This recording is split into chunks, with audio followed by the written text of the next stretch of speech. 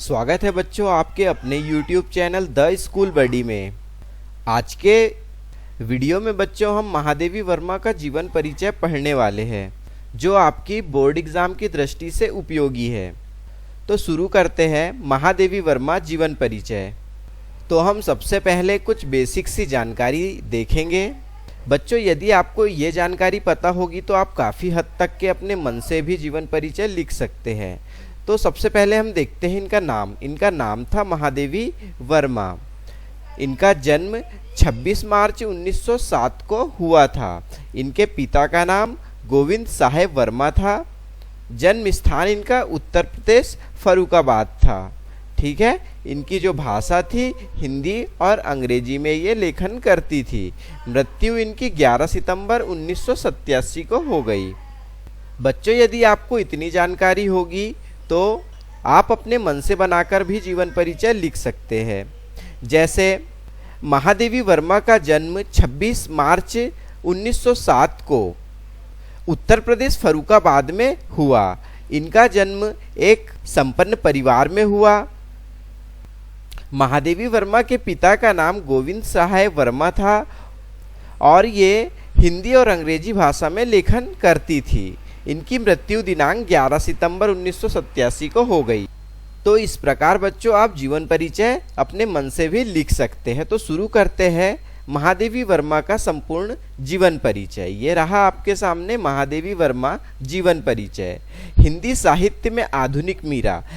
जो महादेवी वर्मा है इनको हिंदी साहित्य की आधुनिक मीरा के नाम से भी जाना जाता है। हिंदी साहित्य में आधुनिक मीरा के नाम से प्रसिद्ध कवयित्री एवं लेखिका महादेवी वर्मा का जन्म 26 मार्च 1907 में उत्तर प्रदेश के फर्रुखाबाद शहर में हुआ था। तो ये कहाँ पर जन्म हुआ था इनका? 26 मार्च 1907 को उत्तर प्रदेश के फर्रुखाबाद शहर में हुआ था। इनके पिता का नाम क्या था? गोविंद साहेब वर्मा था। ठीक है। इनके पिता गोविंद साहेब वर्मा भागलपुर के एक कॉलेज में प्रधानाचार्य थे। तो क्या थे ये? प्रोफेसर थे, प्रधाना आचार्य थे, यानी स्कूल में थे ये। इनकी माता हेमरानी साधारण कवित्री थी एवं श्री कृष्ण में अटूट श्रद्धा रखती थी। इनकी जो माता थी एक गृहिणी थी और साधारण कवित्री भी थी और कृष्ण में अटूट श्रद्धा रखती थी।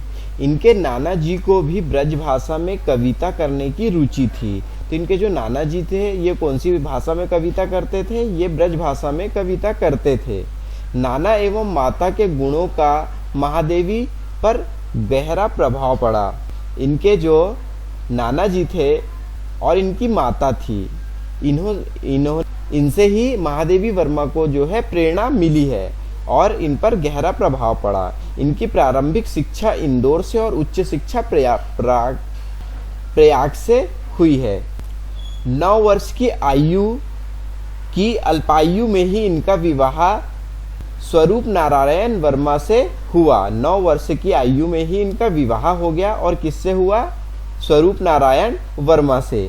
किंतु इन्हीं दिनों इनकी माता का स्वर्गवास हो गया। जब ये 9 वर्ष की 10 वर्ष की आयु की थी तभी इनका माता का भी स्वर्गवास हो गया। ऐसी विकट स्थिति में भी इन्होंने अपना अध्ययन जारी रखा। साहित्यिक परिचय। महादेवी वर्मा का साहित्यिक परिचय पढ़ते हैं। महादेवी जी साहित्य और संगीत के अतिरिक्त चित्रकला में भी रुचि रखती थी। महादेवी वर्मा साहित्य में, संगीत में और चित्रकला में रुचि रखती थी। सर्वप्रथम इनकी रचनाएं चांद। ये चांद जो इनकी रचना है ये बहुत अधिक फेमस हुई थी, बहुत अधिक प्रसिद्ध हुई थी, नामक पत्रिका में प्रकाशित हुई। चांद जो है एक पत्रिका थी, इनमें प्रकाशित हुई। ये चांद पत्रिका की संपादिका भी रही। तो चांद जो पत्रिका थी इनका संपादन किसने किया था? महादेवी वर्मा जी ने किया था। इनकी साहित्य साधना के लिए भारत सरकार ने इन्हें पद्म भूषण की उपाधि से अलंकृत किया। इन्हें जो है पद्म भूषण अवार्ड भी प्राप्त हुआ है। इन्हें शेख सरिया तथा मंगला प्रसाद पुरस्कार से भी सम्मानित किया गया है। तो ये 2 पुरस्कार भी इन्हें मिले हैं।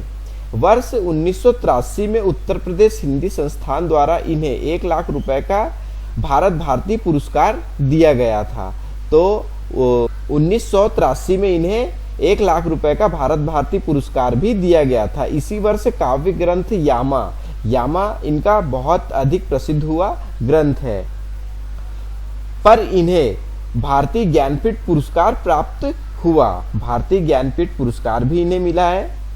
ये जीवन पर्यंत प्रयाग में ही रहकर साहित्य साधना करती रही। आधुनिक काव्य के साथ सृजन में इनका अविस्मरणीय योगदान है। इनके काव्य में उपस्थित विरह वेदना अपनी भावनात्मक गहनता के लिए अमूल्य मानी जाती है। इसी कारण इन्हें आधुनिक युग की मीरा भी कहा जाता है। करुणा और भावुकता इनके काव्य की पहचान है। इनके काव्य में करुणा और भावुकता देखने के लिए मिलती है। 11 सितंबर 1987 को यह महान कवित्री पंचतत्व में विलीन हो गई, अर्थात 11 सितंबर 1987 को इनकी मृत्यु हो गई, इनका निधन हो गया। चलिए आगे देखते हैं इनकी रचनाएं। महादेवी जी ने पद्य एवं गद्य दोनों ही विधाओं पर समान अधिकार से अपनी लेखनी चलाई। इनकी कृतियां निम्नलिखित है। तो इनकी कृतियां कौन सी है? तो एक है निहार, रश्मि और निर्जा। निहार जो है यह महादेवी जी का प्रथम काव्य ग्रंथ है। तो ऐसा पूछा जा सकता है कि निहार किसकी रचना है? तो ये महादेवी वर्मा की है। और महादेवी वर्मा का जो प्रथम काव्य संग्रहण है वो कौन सा है? तो कौन सा है? ये निहार है। उनके इस काव्य में 37 भावात्मक गीत संकलित है और वेदना का स्वर मुखर हुआ है। दूसरी है रश्मि। इस काव्य संग्रहण में आत्मा परमात्मा के मधुर संबंधों पर आधारित 35 कविताएं संकलित है। निर्जा। इस संकलन में 58 गीत संकलित है, जिनमें से अधिकांश विरह वेदना से परिपूर्ण है। विरह वेदना पे ये जो भी है अपना अधिकांश लेखन करती थी। कुछ गीतों में प्रकृति का मनोरम चित्र अंकित किया गया है। सबसे पहले दोस्तों, यदि आप हमारे चैनल पर नए हैं और आपने हमारे चैनल को सब्सक्राइब नहीं किया है तो हमारे चैनल को सब्सक्राइब कर ले, ताकि ऐसी ही वीडियो की नोटिफिकेशन आपको मिलती रहे। वीडियो अच्छा लगता है बच्चों तो वीडियो को लाइक जरूर करें। चलिए आगे देखते हैं। ये रही इनकी चौथी रचना, सांधिक गीत। 58 गीतों के इस संग्रहण में परमात्मा से मिलन का चित्रण किया गया है। दीपशिखा, इसमें रहस्य भावना प्रधान 51 गीतों को संग्रहित किया गया है। इनकी अन्य रचनाएं हैं अतीत के चलचित्र। जैसे ऐसे क्वेश्चन बन सकते हैं कि अतीत के चलचित्र किसकी रचना है? तो ये रचना किसकी है? ये है महादेवी वर्मा की। स्मृति की रेखाएं, श्रृंखला की कड़ियां, पथ के साथी, क्षणदा, साहित्यकार की आस्था तथा अन्य निबंध। और भी इन्होंने कुछ निबंध लिखे हैं। संकल्पिता, मेरा परिवार, चिंतन के क्षण आदि प्रसिद्ध गद्य रचनाएं हैं। इनके अतिरिक्त सप्तवर्णा, संधिनी, आधुनिक कवि नामक गीतों के समूह प्रकाशित हो चुके हैं। अब इनकी भाषा शैली पर बात कर लेते हैं। इनकी भाषा शैली कैसी थी? महादेवी जी ने अपने गीतों में स्निग्ध और सरल तत्मस प्रधान खड़ी बोली का प्रयोग किया है। तो इन्होंने तत्मस शब्दों का प्रयोग किया है और इसमें खड़ी बोली का भी इन्होंने प्रयोग किया है।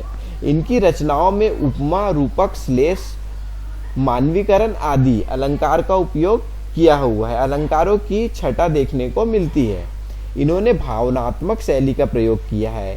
ये छायावादी कवित्री थी और इन्होंने भावनात्मक शैली का प्रयोग किया है जो सांकेतिक और लाक्षणिक है। इनकी शैली में लाक्षणिक प्रयोग एवं व्यंजना के प्रयोग के कारण अस्पष्टता व दुरूहता दिखाई देती है। चलिए आगे बढ़ते हैं।